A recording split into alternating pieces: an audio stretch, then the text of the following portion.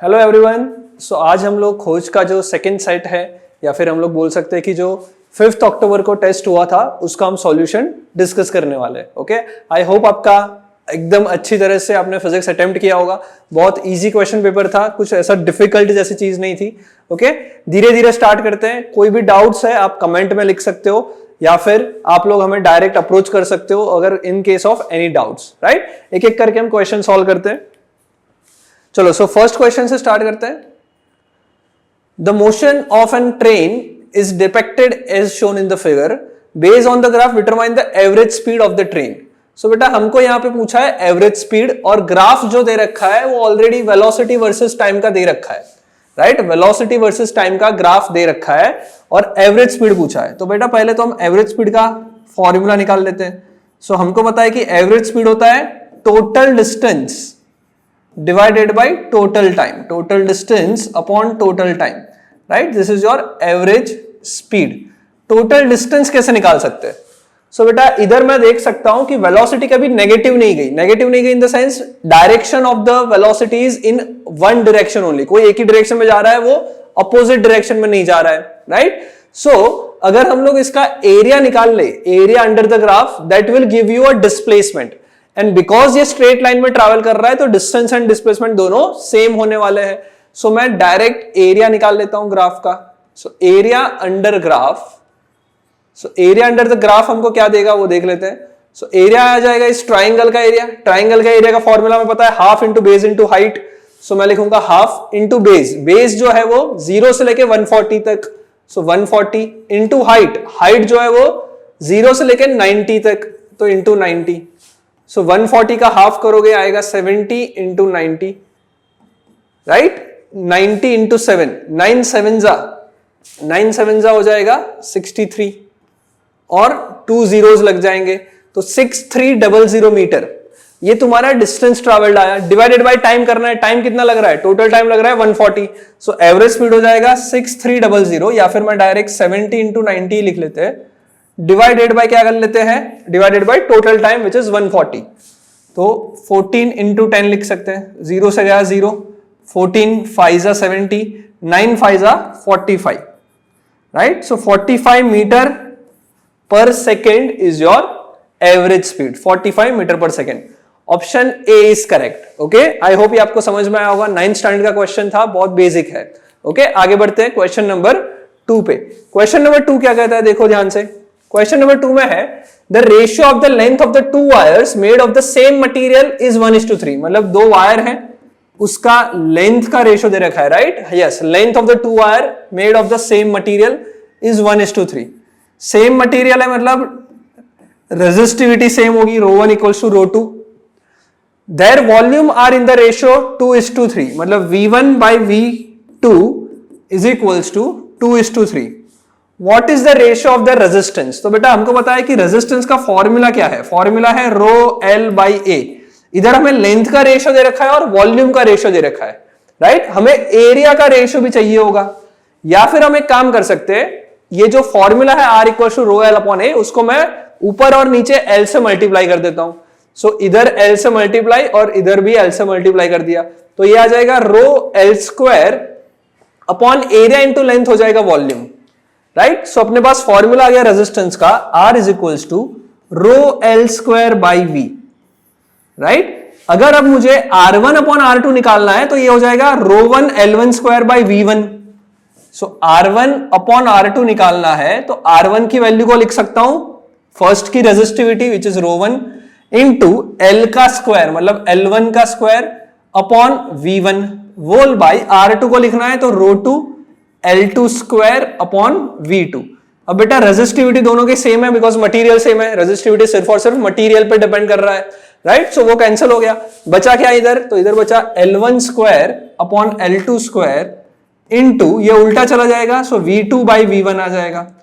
L1 by L2 का whole square, L1 by L2 दे रखा है 1:3, उसका स्क्वायर करोगे आएगा 1:9 इंटू V1 बाई V2 2/3 है, तो V2 बाई V1 हमें चाहिए, वो हो जाएगा 3/2।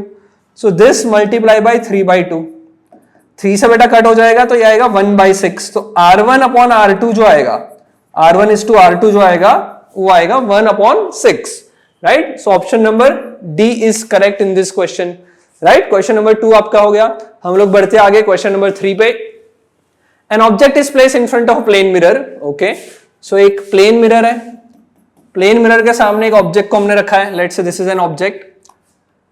Determine the shift in position from its original position of the image if the object and mirror are moved 5 centimeter each towards each other. मतलब हम mirror और ऑब्जेक्ट दोनों को एक दूसरे की तरफ 5 सेंटीमीटर मूव करवा रहे हैं। सो बेटा इस टाइप के क्वेश्चन में एक काम कर सकते हैं, हम लोग रैंडमली कोई नंबर ले लेते हैं। Okay, let's assume that initially ये जो है वो 30 सेंटीमीटर है।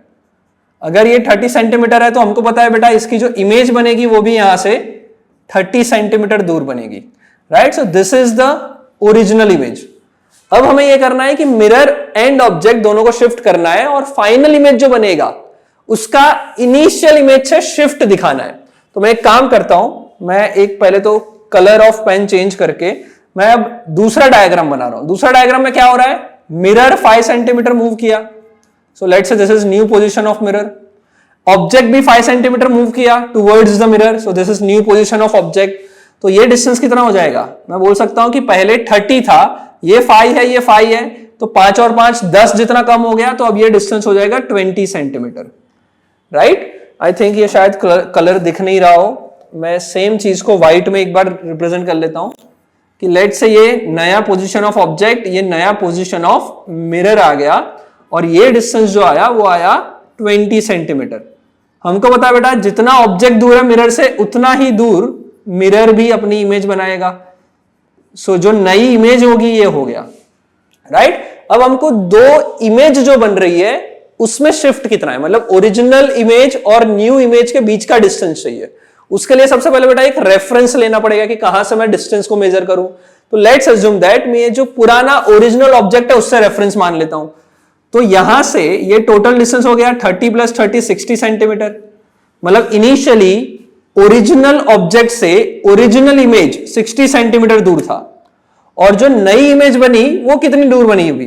तो बेटा हमको ये पता है कि ये 5 है, ये 5 है, फिर ये 20 + 20 40, 40 + 5 मतलब यहां से डिस्टेंस हो गया ये 45 सेंटीमीटर, राइट? सो एक फिक्स्ड पॉइंट से मैंने ओरिजिनल ऑब्जेक्ट की ओरिजिनल इमेज का डिस्टेंस ढूंढा, दैट इज 60, और वही फिक्स्ड पॉइंट से दूसरी टाइम्स जो इमेज बनी उसका डिस्टेंस देखा, दैट इज 45। तो जो इमेज में शिफ्ट आया वो इतना आया, and this is 60 - 45 which is 15 centimetre. I hope ये आपको समझ में आया होगा, राइट? हमने पहले क्या किया, ओरिजिनल इमेज ढूंढी और वहां से एक फिक्स्ड पोजीशन से उसकी पोजीशन मेंशन की, फिर जो मिरर को हमने शिफ्ट किया उसके बाद जो पोजीशन आई फाइनल इमेज की वो ढूंढी, वो 45 आई, पहले 60 थी। 60 - 45 करोगे 15 सेंटीमीटर इमेज ने अपने ओरिजिनल पोजीशन से शिफ्ट किया हुआ है। सो आंसर आएगा option number D. Okay, I hope ये आपको समझ में आया होगा। हम लोग आगे बढ़ते हैं, क्वेश्चन नंबर 4 पे आते हैं। A person is unable to view an object place beyond 3 metre.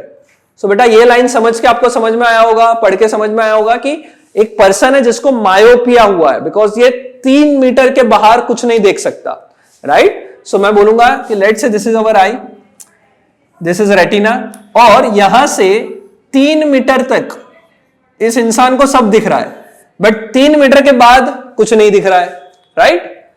What is the power of the lens required to correct this defect? इस मायोपिया को अगर करेक्ट करना है तो किस लेंस का यूज करना चाहिए और उस लेंस का पावर क्या होगा? सो बेटा बहुत इजी है, इसको हम क्या कर सकते हैं कि अगर जिसको 3 के बाहर नहीं दिख रहा है उसको करेक्ट करना है। करेक्ट करने का मतलब इसको दूर तक देख सके, because normal human can see up to infinite distance. So जो ऑब्जेक्ट इनफाइनाइट पे रखा है वो भी इसको दिखना चाहिए, और उसके लिए हम आगे एक लेंस लगाएंगे। और ये लेंस का काम क्या होगा? ये लेंस का काम ये होगा कि जो ऑब्जेक्ट इनफाइनाइट पे है, जो ऑब्जेक्ट कहां रखा है, इनफाइनाइट पे रखा है, मतलब ऑब्जेक्ट डिस्टेंस हो गया माइनस इनफाइनाइट, उसकी एक वर्चुअल इमेज अगर वो 3 मीटर पे बना दे, जो भी चीज इनफाइनाइट पे उसकी इमेज कहां बनाए, 3 मीटर पे, तो जो आई है वो 3 मीटर तक तो देख सकती है। तो इस लेंस का काम यह है कि जिस चीज को हमने इनफाइनाइट पे रखा है उसकी इमेज बना ले, वर्चुअल इमेज 3 मीटर पे बना दे, राइट? सो u आ जाएगा माइनस इनफाइनाइट, v आ जाएगा -3 मीटर। और इसके बाद तो बेटा हम लेंस फॉर्मूला लगा सकते हैं। लेंस फॉर्मूला कहता है 1/f equals to 1/v minus 1/u। 1/v होता है -3 माइनस 1 माइनस इनफाइनाइट। बेटा 1/इनफाइनाइट, 1 के डिवीजन में एक बहुत ही बड़ा नंबर, वो हमेशा 0 हो जाएगा। सो ये आ जाएगा -1/3। सो 1/f की वैल्यू आई -1/3। तो फोकल लेंथ जो आ जाएगा वो आएगा -3 मीटर। और हमको तो पावर चाहिए, power is nothing but 1/f। Because बेटा फोकल लेंथ ऑलरेडी मीटर में गिवन है तो हमें और कुछ करने की जरूरत है ही नहीं। माइनस में 1/3 will be the power, 1/3 is 0.33 dioptre. So this is the power of lens, minus में 0.33। Option number B is correct. So we have to use a concave mirror whose focal length is 3 meter and whose power is -0.33 diopter. Okay, चलो आगे बढ़ते हैं, question number 4 पे आते हैं, sorry question number 5 पे आते हैं। 5 भी बेटा लाइट चैप्टर का क्वेश्चन है। The focal length of a convex lens is measured by focusing a parallel beam of yellow, violet and green colours at the principal axis. If fy, fv and fg are the respective focal length, then which among the following is correct relation? So बेटा एक convex lens हमने लिया और इस convex lens से हमने बहुत सारी बीम्स यहां से पैरेलल बीम को भेजा, और वो पैरेलल बीम बेटा जहां पे भी फोकस होती है, जिस पॉइंट पे मीट करती है, उस मीटिंग पॉइंट को ही हम फोकस बोलते हैं, और लेंस से लेके उस डिस्टेंस को हम फोकल लेंथ कहते हैं। सो एक बार बेटा मैंने येलो को जोड़ा, एक बार वायोलेट को फेंका और एक बार ग्रीन को फेंका, मतलब अलग अलग कलर्स की लाइट रे भेजी हमने, और जहां मीट कर रही है उसको फोकस पॉइंट बोला। और फोकल लेंथ का रिलेशन निकालना है कि येलो कलर का फोकल लेंथ कहां होगा, वायोलेट का कहां होगा और ग्रीन का कहां होगा। सो बेटा ये जो है वो बेसिकली डिस्पर्जन का क्वेश्चन है। डिस्पर्जन का क्वेश्चन होने का मतलब ये है कि हमको पता है कि जिसकी वेवलेंथ ज्यादा होती है वो कम बैंड होता है, और जिसकी वेवलेंथ कम होती है वो ज्यादा बैंड होता है, राइट। सो अगर मैं यहां पे जो ऑप्शन दे रखे, 3 कलर्स दे रखे येलो, ओके, उसके बाद दे रखा है हमें वायोलेट, और उसके बाद दे रखा है हमें ग्रीन। तो सबसे पहले तो बेटा इसकी वेवलेंथ हमें निकालनी पड़ेगी कि किसकी वेवलेंथ ज्यादा, किसकी वेवलेंथ कम, ये सब निकालना पड़ेगा। सो बेटा हमको ये पता है कि जो विबग्योर हम लिखते हैं उसके अंदर सबसे ज्यादा वेवलेंथ इसकी होती है और सबसे कम वेवलेंथ इसकी होती है। वायोलेट की सबसे कम, रेड की सबसे हाई वेवलेंथ होती है, सबसे ज्यादा वेवलेंथ होती है। और इधर से इधर जाते हैं तो वेवलेंथ इंक्रीज होती है। तो मैं बोल सकता हूं कि सबसे कम वेवलेंथ इन तीनों में अगर देखोगे तो वायोलेट की है। So I can write lambda of violet is less than, सबसे कम वायोलेट की है। उसके बाद बेटा क्या आएगा, ग्रीन आएगा या येलो आएगा? तो देखो बेटा सबसे पहले ग्रीन आ रहा है, तो लैम्डा ऑफ ग्रीन उससे थोड़ी ज्यादा, और लैम्डा ऑफ येलो जो होगा वो सबसे ज्यादा होगा। तो बेटा इन तीनों में बेंडिंग किसका कम होगा? हम लोग बोल सकते हैं कि जैसे जैसे वेवलेंथ बढ़ेगी वैसे वैसे बेंडिंग कम होता है। तो मैं बोल सकता हूं कि येलो जो है वो सबकी हाई वेवलेंथ है, तो बेंडिंग उसका सबसे कम होगा। अगर बेंडिंग कम होगा तो दूर जाके लाइट रे मीट करेगी, और बेंडिंग ज्यादा होगा जैसे कि वायोलेट के केस में हो रहा है तो पहले ही लाइट रे मीट कर लेगी अगर बेंडिंग ज्यादा हो रहा है तो। सो मैं बोल सकता हूं कि फोकल लेंथ ऑफ वायोलेट जो होगा वो सबसे छोटा होगा। क्यों? क्योंकि बेंडिंग ज्यादा हो रहा है, जल्दी मीट करेंगे तो focal length will be less. उसके बाद आएगा फोकल लेंथ ऑफ ग्रीन, और उसके बाद आएगा focal length of yellow, right. तो ये ऑप्शन कहां है वो देख लेते हैं। सो बेटा मैं इधर देख पा रहा हूं फोकल लेंथ ऑफ वायोलेट सबसे कम, उसके बाद फोकल लेंथ ऑफ ग्रीन, और उसके बाद सबसे ज्यादा फोकल लेंथ येलो की ज्यादा होगी। So I think option number C is your correct answer, right. C answer is correct. I hope ये आपको क्वेश्चन और आंसर दोनों अच्छी तरह से समझ में आए होंगे। हम लोग आगे बढ़ते हैं क्वेश्चन नंबर 6 पे। बहुत ही इजी क्वेश्चन है, इस पूरे के पूरे पेपर का सबसे इजी क्वेश्चन फिजिक्स में यही है। Which of the following is a unit of frequency? Frequency बेटा होता है 1 अपॉन टाइम पीरियड। सो टाइम पीरियड का यूनिट सेकेंड होता है, तो 1 अपॉन सेकेंड, या फिर लिख सकते हैं सेकेंड -1। तो बाय लॉजिक सेकेंड -1 आंसर आना चाहिए। ऑप्शन में बेटा सेकेंड की पावर -1 नहीं है, सेकेंड 1 लगा के रखा है, तो ये तो आंसर नहीं है। तो बेटा इसी का दूसरा नाम हम देते हैं क्या? Hertz, HERTZ। हर्ट्ज को बेटा HZ से डिनोट करते हैं। सो फ्रीक्वेंसी का जो करेक्ट आंसर इसमें आएगा that is option number C, hertz. Okay, आगे बढ़ते हैं। Question number 7. A light ray is incident normally on the boundary of surface of two medium then the angle of refraction will be. So बेटा इसके अंदर question में ही लिखा हुआ है light rays incident normally. Incident normally का मतलब होता है कि जो सरफेस है उससे जो नॉर्मल हम बनाते हैं ना, उसी नॉर्मल पे इंसिडेंट ले गिर रही है। सो अगर लाइट रे इंसिडेंट हो रही है नॉर्मली तो एंगल ऑफ इंसिडेंस होता है 0, राइट। और इधर बेटा रिफ्रैक्शन हो रहा है और हमको पता है कि n1 sin i is equals to n2 sin r।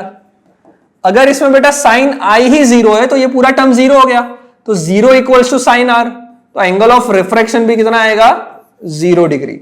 मतलब ये लाइट रे वैसी की वैसी स्ट्रेट आगे दूसरे मीडियम में चली जाएगी। Okay, so angle of refraction will be option number A, 0 answer आएगा। ओके, चलो आगे बढ़ते हैं। The clear skies appear blue because.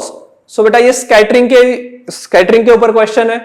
हम सबको पता है कि स्काई ब्लू क्यों दिखता है, तो स्कैटरिंग जो होता है वो वेवलेंथ जिसकी छोटी है वैसे कलर का स्कैटरिंग सबसे ज्यादा होता है माइन्यूट पार्टिकल से, राइट। तो माइन्यूट पार्टिकल जो एटमॉस्फेयर में होते हैं वो सबसे ज्यादा स्कैटरिंग वायोलेट का करेंगे, उससे थोड़ा सा कम इंडिगो का होगा, उससे थोड़ा कम ब्लू का होगा, उससे थोड़ा कम ग्रीन का होगा, और सबसे कम स्कैटरिंग रेड कलर का होता है, राइट। सो ऑप्शन देखते हैं। Blue light gets absorbed in the atmosphere, नहीं एब्जॉर्ब तो नहीं हो रहा है। Ultraviolet radiation are absorbed in the atmosphere, नहीं। Violet and blue lights get scattered most या फिर more than the lights of all the other colours by the atmosphere, ये करेक्ट आंसर है। Light of all the colours is scattered more than the violet colour, ये उल्टा है exactly और ये गलत आंसर है, right. So option C is correct answer. Violet, indigo, blue, green, इन सब का स्कैटरिंग ज्यादा होता है। स्कैटरिंग ज्यादा होने से वो कलर पूरे स्काई में हर जगह स्प्रेड आउट हो जाते हैं, और जब हम स्काई को देखते हैं तो वही कलर हमारे आईज में एंटर करते हैं। सो हमें स्काई का कलर या फिर जो दूर का एटमॉस्फेयर है that colour is visible as sky blue और bluish colour. Okay, so option C is correct. आगे बढ़ते हैं। If a wire of resistance R is melted and recast to half of its length, एक wire है resistance R का, उसको melt करके recast किया गया, मतलब वापस उसका लेंथ और एरिया चेंज किया गया। और बेटा रिकास्ट कर रहे हैं मतलब जितना मटेरियल हमने पहले यूज किया था बाद में भी उतना ही मटेरियल यूज किया, मतलब volume will remain same, right. So मैं ऐसा बोल सकता हूं कि वायर है, लेट्स अज्यूम दैट उसकी लेंथ L है और एरिया A है, तो इसका जो वॉल्यूम हो जाएगा वो हो जाएगा लेंथ इंटू एरिया, और इसका रेजिस्टेंस बेटा R गिवन है। इसको ही अपने मेल्ट किया और लेंथ को हाफ कर दिया। लेंथ को बेटा हाफ करोगे तो ऑब्वियस बात है एरिया में चेंज आएगा। लेंथ को L/2 किया तो बेटा एरिया को लेट्स अज्यूम दैट A' बोल देते हैं, बट बेटा पुराना वॉल्यूम और नया वॉल्यूम सेम होना चाहिए बिकॉज उसी मटेरियल को हमने रिकास्ट किया है। सो अब जो वॉल्यूम आएगा वो आएगा A' इंटू L/2। ये वॉल्यूम और ये वॉल्यूम इक्वल है, so I can write A into L is equals to A' into L/2। So L से L कैंसिल हो जाएगा और A' आ जाएगा 2 टाइम्स ऑफ एरिया। सो बेटा हमको पता चला लेंथ हाफ हो गई, एरिया पहले से डबल हो गया। अब जो नया रेजिस्टेंस आएगा R' उसको मैं ऑब्वियसली लिख सकता हूं rho L' by A'। Rho times L' की जगह पे क्या लिख लेंगे L/2 और A' की जगह क्या लिख लेंगे 2A। सो बेटा 2 नीचे जाएगा तो आएगा रो L by 2 times 4 into A। बेटा रो L बाई A क्या है, तो रो L बाई मैं बोल सकता हूं कि पहले का रेजिस्टेंस है, पहले का रेजिस्टेंस R था, तो our final answer will be R/4। Okay, so question number 9 का आंसर आएगा ऑप्शन नंबर A। ओके, चलो 10th question, our last question. Find the equivalent resistance between point X and Y। सो बेटा बहुत easy question है, X and Y का हमें net resistance ढूंढना है। थोड़ा सा ट्रिकी क्वेश्चन इधर आ जाता है बिकॉज ये जो वायर है वो डायरेक्ट कनेक्ट हो रहा है, और जब भी ऐसा कोई वायर डायरेक्ट कनेक्ट होता है तो सारा करंट उसी से जाएगा। बिकॉज देखो बेटा ये पॉइंट से करंट जाके फिर इधर इधर और इधर तो गया, उसके बाद बेटा इधर से इधर जाने के लिए 3 ऑप्शन है, या तो 24 से जाएगा, या तो 8 से जाएगा, या तो यहां से जाएगा जहां कोई भी रेजिस्टेंस नहीं है। We know that whenever there is 3 or 4 or more resistors are connected in parallel, parallel में जो रेजिस्टर कनेक्ट होता है उसमें करंट का जो रेशियो होता है या फिर करंट का जो रेजिस्टेंस के साथ रिलेशन होता है वो होता है I is inversely proportional to R। मतलब जहां रेजिस्टेंस कम होता है वहां करंट ज्यादा होता है। इस सर्किट में बेटा इधर कोई करंट है, इधर कोई रेजिस्टेंस है ही नहीं। अगर रेजिस्टेंस नहीं है तो करंट मैक्सिमम नहीं, सारा का सारा करंट वहां से जाएगा। सो इन दिस क्वेश्चन 24 ओम और 8 ओम इसमें से कोई करंट फ्लो ही नहीं होगा, सारा का सारा करंट इस बीच में से जाएगा। इसको हम बेटा शॉर्ट सर्किट बोलते हैं। ओके, तो रेजिस्टेंस ये गिना नहीं जाएगा। तो अब मैं नई सर्किट बनाऊंगा तो पता चलेगा कि यहां से 3 ओम रेजिस्टेंस है सबसे पहले, उसके बाद बेटा इधर से ये 24 ओम, इधर से 30 ओम, इधर से 60 ओम, और इधर से बेटा सारा का सारा कंप्लीट हो गया और यहां एक रेजिस्टेंस बच गया और ये Y पॉइंट आ गया, ये X पॉइंट है।